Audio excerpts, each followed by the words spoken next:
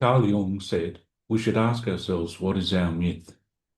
One of the myths that I've always been drawn towards is the Odyssey. It speaks to me more than some other myths. It's the one I keep on going back to. It's the one that kind of reminds me of what life is really like. I'm not sure whether we have a myth or whether a myth has us. And I think it's probably more likely that a myth has us. The Odyssey is a story of mystery and initiation. It includes Odysseus getting blown off course, going on a night sea journey, and then going to all those different islands of experience on the way back to Ithaca, on the way back home. Sometimes I see those different islands as like different periods within a life. It's like we have many different chapters within a life. It's like we have many different births within this one birth, and they can be so different, those different chapters. Sometimes you think you're going to stay in one chapter for the rest of your life, but you have different islands to go to. When Odysseus was on the Isle of the Phaecians, he might have thought that he would stay there forever, but it isn't quite like that. We don't stay on an island forever. And there are other islands and other experiences that we have to have. That is one of the big mysteries, and that is also one of the Odysseys. I don't know, when I went to school, things seemed a little more linear. You got good marks, a beautiful wife, a Range Rover, 2.5 kids, a lovely dog, and then you just kept on going straight upwards towards more success from there. They didn't mention much about the initiations and the mystery or the different islands of experience. Joseph Campbell said the Iliad represents the male-oriented Indo-European world, and Zeus, Apollo, and the Olympians in general. It's where these figures, it's where they figure most prominently. Following the Iliad, we come to the Odyssey, where we have the return of the goddess. He goes on to say, it was Samuel Butler who said that the Odyssey was probably written by a woman. The change in mode and mood from the Iliad and its male war and achievement-oriented psychology to that of the Odyssey, where we are learning about life from the goddess, is very important. He says elsewhere, we come now to the great Nostos story, the return of Odysseus. Nostos, I think he's talking about the nostalgia and the longing to return home. He goes on to say, as I see it, the quest of Odysseus is to return home decently to Penelope, his wife, not to a blonde, not to someone who is a victim and the booty of war, but to his wife. A wife is someone with whom one is in counterplay as the other side of the mystery of the androgyny. And so Odysseus has to be debriefed from his warrior attitude, where there is no idea of dialogue between the male and the female powers. So the Iliad is, in other words, the Iliad is like Brad Pitt at Troy, but the Odyssey is a different kind of story. It's like a dialogue between the male and female powers. Campbell goes on to say, I regard the Odyssey as a book of initiations, and the first initiation is that of Odysseus himself into a proper relationship with the female power, which was put down at the time of the judgment of Paris, when the male principle was dominant in an excessive way.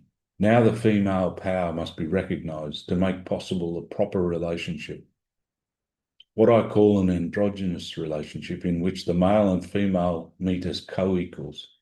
They are equals, but not the same, because when you lose the tension of polarities, you lose the tension of life. And James Hillman reminds us of how Odysseus was surrounded by so many different feminine figures that play many roles. He sees them as playing a role in the initiation of Odysseus.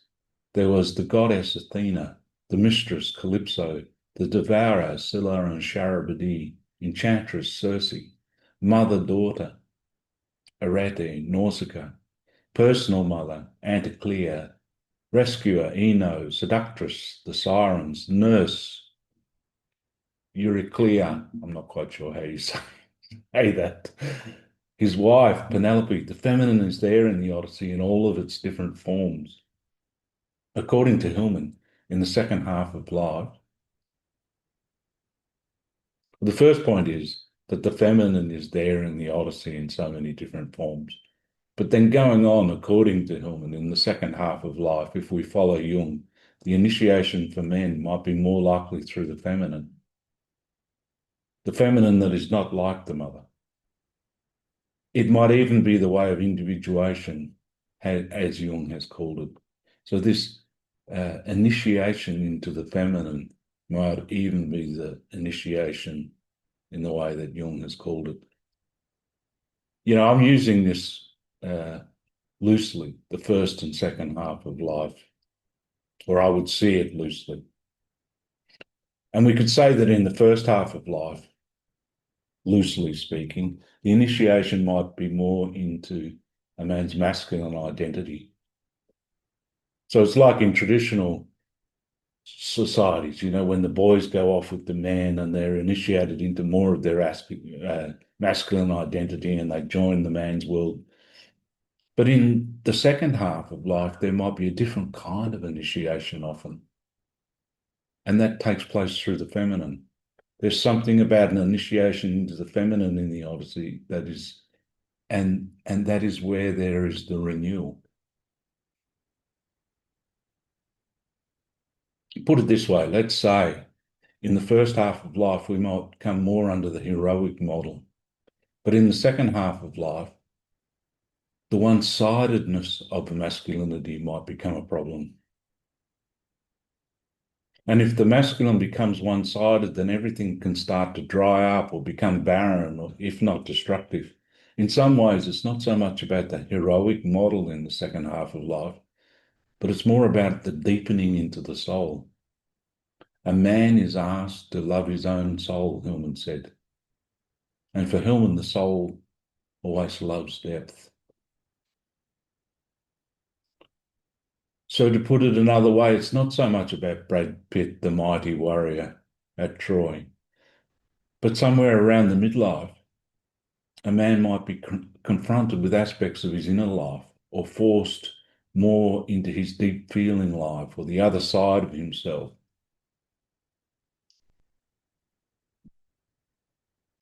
He might need to come more into a good relationship with the feminine principle and might even need to divest some of the heroic stance or even divest some of the masculine armor to go more into the soul. There is this kind of movement from the Iliad to the Odyssey. And it's not what we learned at the School of Masculine Heroics.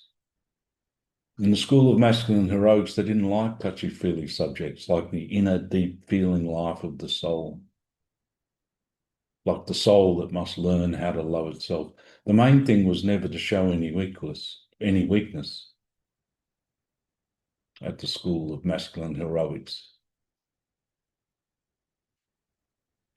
The main thing was not to show any undue Latino emotional outbursts of expressiveness.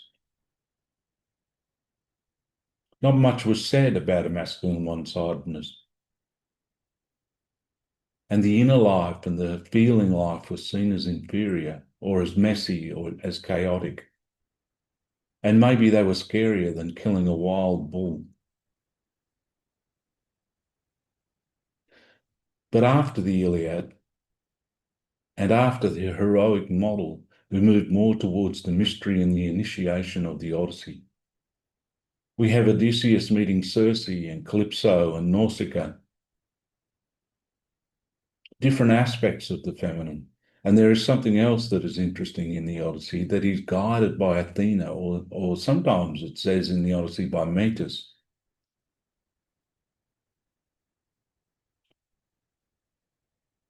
And Odysseus is known as the man of many ways and wily. Sometimes they talk about the wily or the cunning Odysseus. And sometimes in the story of Odysseus, we see this different kind of intelligence. It's pointing towards this different kind of intelligence in myth, where intelligence is like a hidden kind of wisdom of how to get home.